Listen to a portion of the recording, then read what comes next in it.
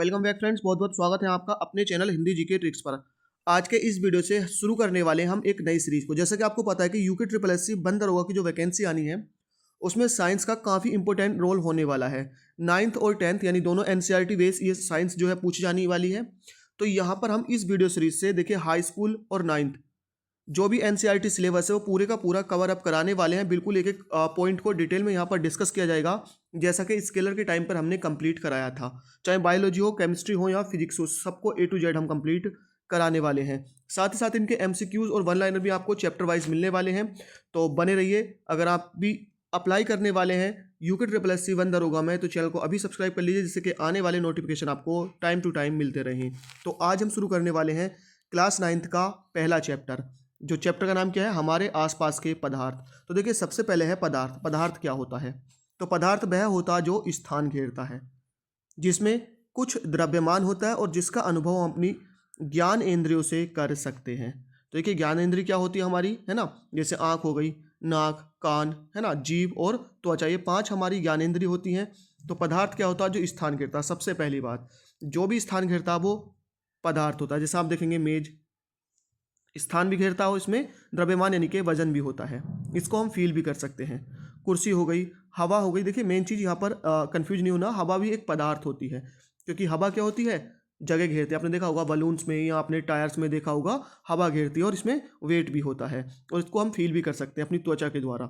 Oxygen ये भी gas है जैसे हवा, है ना। पानी, पेट्रोल, ये सारे के सारे क्या हैं? पदार्थ होते हैं। अब नेक्स्ट यहीं से क्वेश्चन है कि निम्नलिखित में से कौन सा पदार्थ है? तो यहाँ पर अगर हम बात करें, देखिए कुर्सी क्योंकि जगह घेरती है, पदार्थ है।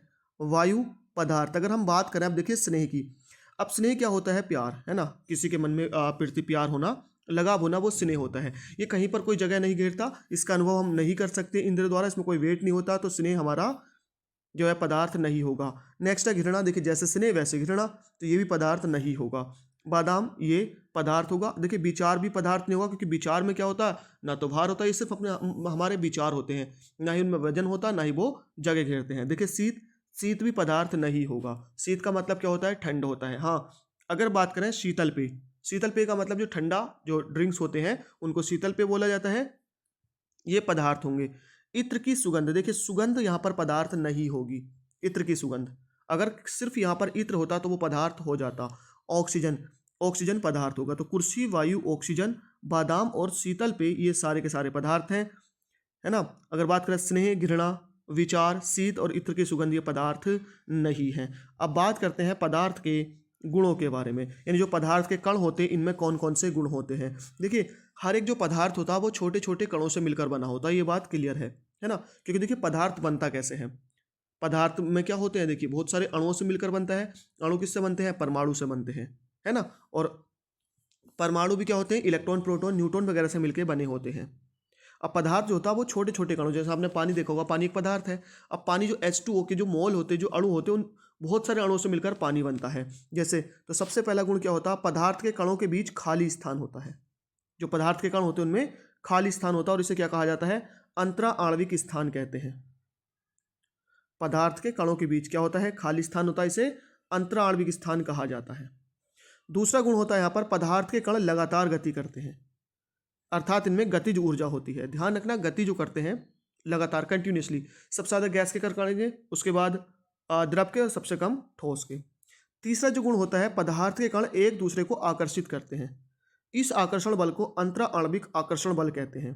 तो देखिए 3 गुण होते हैं कि पदार्थ के कणों के बीच खाली स्थान होता है, दूसरा इनमें गतिज ऊर्जा होती है, और तीसरा इनमें आकर्षण बल होता है, यानी एक दूसरे को अपनी ओर ये खींचते हैं।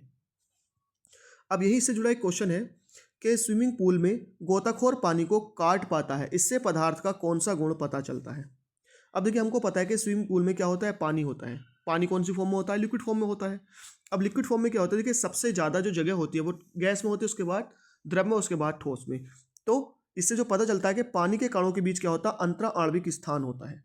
खाली जगह होती है तभी तो हाथ जाता है। देखिए एक दीवार है, दीवार में आप हाथ नहीं बढ़ा सकते, अगर उसमें वहीं दीवार में कोई होल है, कोई जगह है, तो आप वहाँ पर हाथ बढ़ा सकते हैं। तो पहला जो गुण पता चलता है कि पानी के कणों के बीच क्या होता है?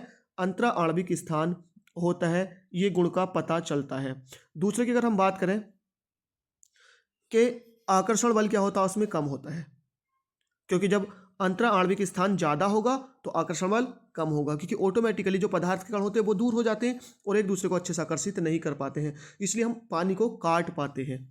नेक्स्ट है पंचतत्व क्या होते हैं।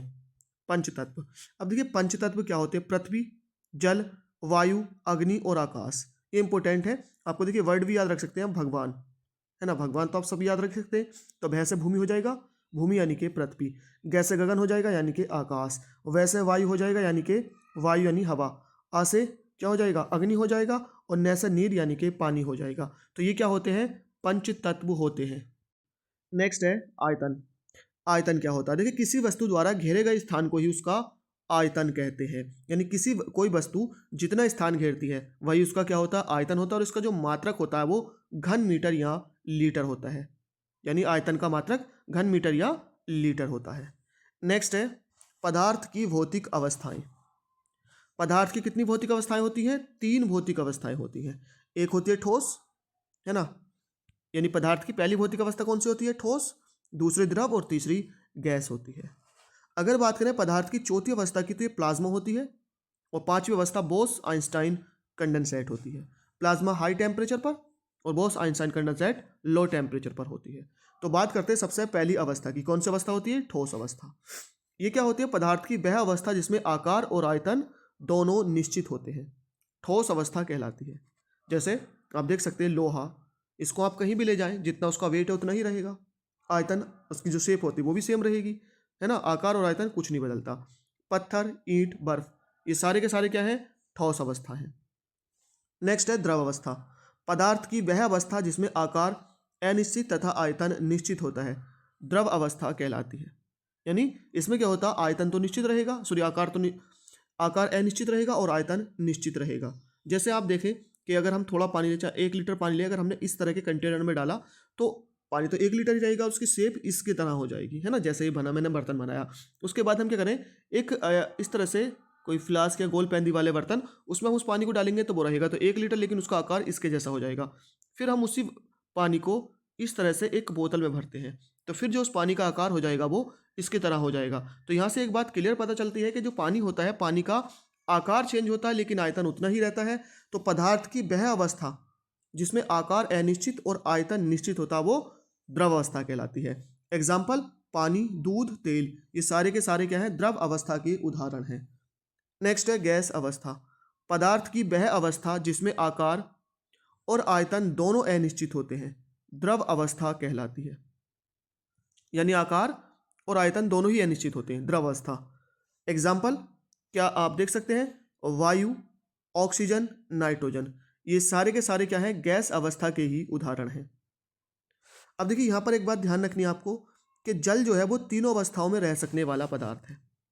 कैसे, आपने देखा होगा, देखिए बर्फ के रूप में ठोस अवस्था में रहता है, और जो हम पानी पीते हैं लिक्विड फॉर्म में रहता है, और जो वाष्प बनती है वो गैस अवस्था में रहता है। तो तीनों अवस्थाओं में रह सकने वाला पदार्थ जल है।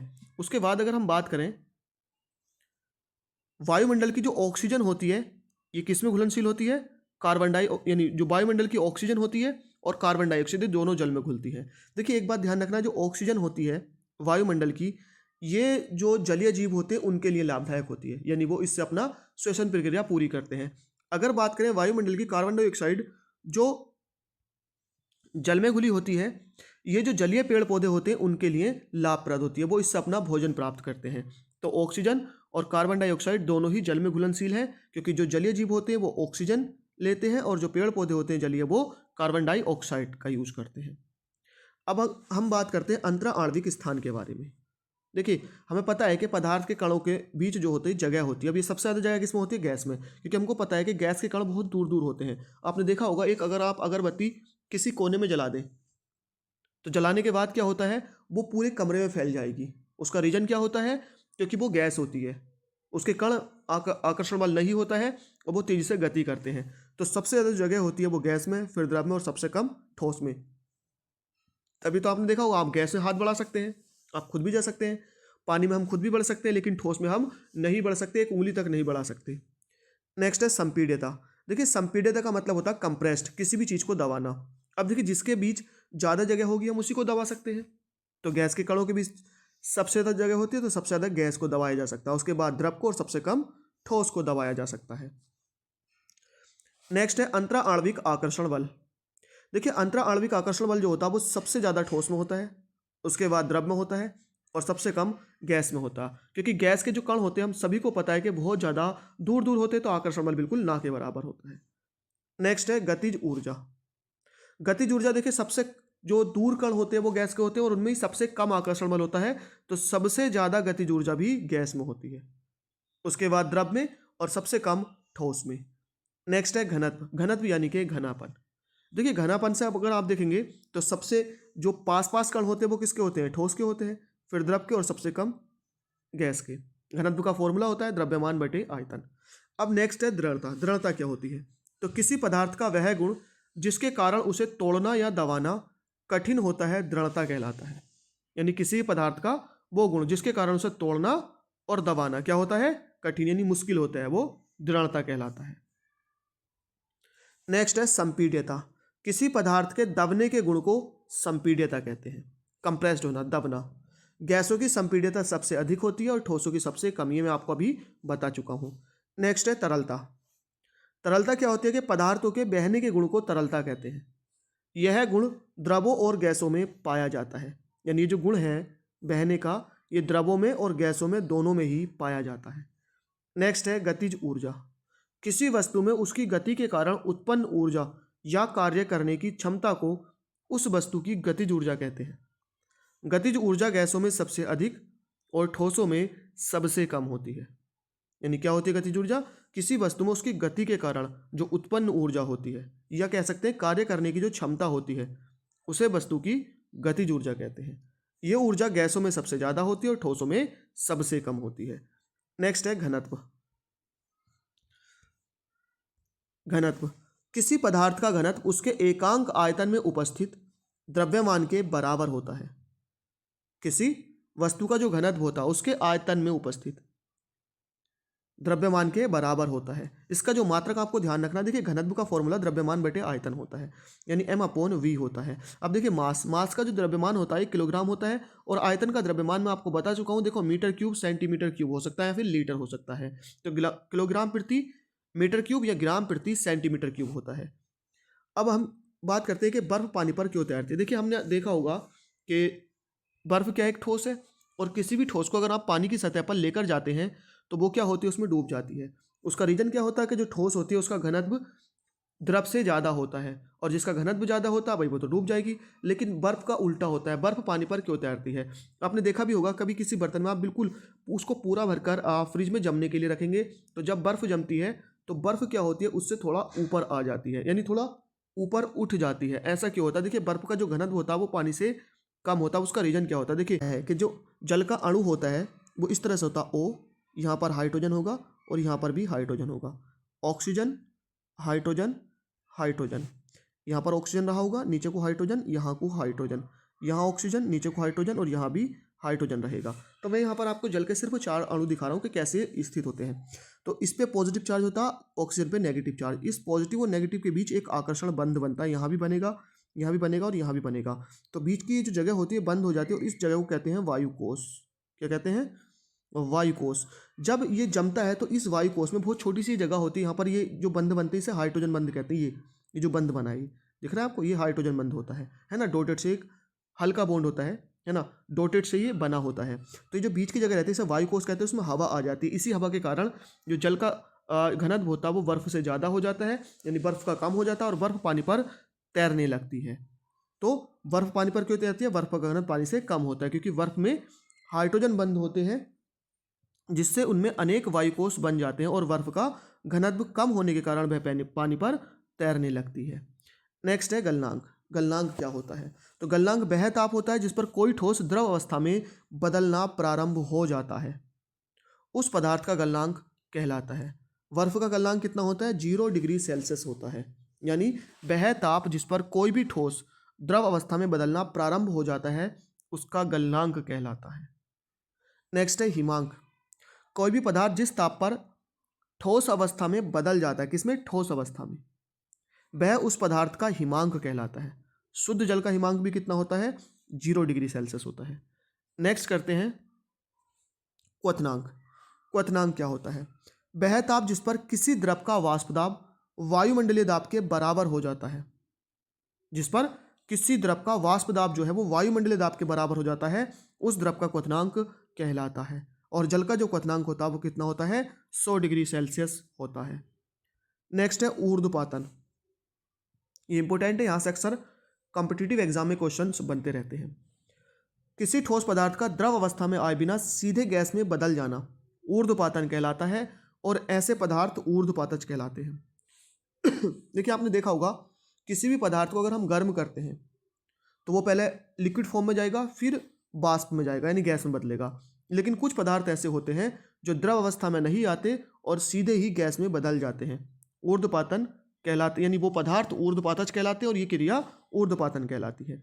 उदाहरण अमोनियम क्लोराइड यानी कि NH4Cl। आपसे पूछा जा सकता है एग्जाम में कि कौन सा एक ऊर्ध्वपातज है, जिसे नौसादर कहते हैं।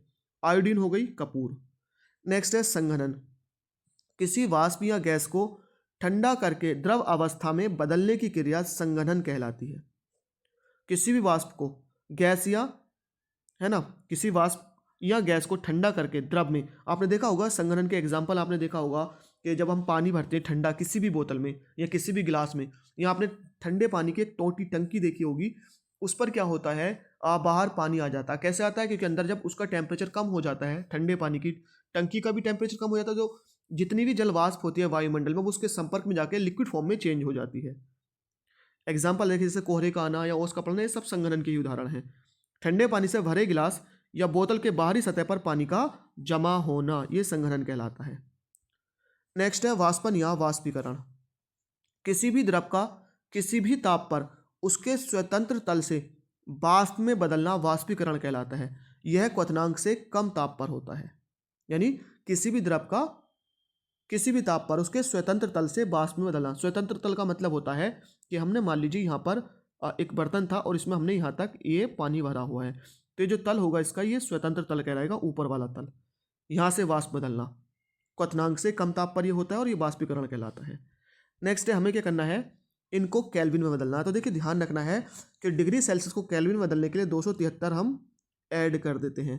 तो जब यहाँ से 100 डिग्री सेल्सियस में 273 जोड़ेंगे तो कितना हो जाएगा? 373 ये हो जाएगा। अच्छा, कभी कभी इसकी एक्यूरेट वैल्यू अगर आपसे देता है तो पीछे 0.15 लगा होता है, यानी हमें डिग्री सेल्सियस में कितना जोड़ना होता है? 273.15 जोड़ना होता है। ठीक है, तो 373 हो जाएगा, तो यहाँ भी आप जोड़ देंगे और इसमें भी आप जोड़ देंगे। नेक्स्ट है केल्विन को सेल्सियस में बदलना। तो देखिए, सेल्सियस को केल्विन में बदलने के लिए 273 ऐड करना पड़ता है। इसी का विपरीत केल्विन को सेल्सियस में बदलने के लिए क्या करना पड़ेगा? 273 माइनस करना पड़ेगा। तो 273 में से आप 273 माइनस करेंगे तो कितना बचेगा? 0 डिग्री सेल्सियस। तो ये बात ध्यान रखनी है कि अगर सेल्सियस को केल्विन में बदलना है तो 273 ऐड करना है, और केल्विन को सेल्सियस में बदलने के लिए 273 माइनस करना है। तो फ्रेंड्स, आज के इस वीडियो में इतना ही। आई होप वीडियो पसंद आई हो। चैनल को सब्सक्राइब कर लीजिए अगर आप भी चाहते हैं बंद रहोगे कि अच्छे से प्रिपरेशन करना। तो थैंक यू फॉर वॉचिंग। मिलते हैं नेक्स्ट वीडियो में।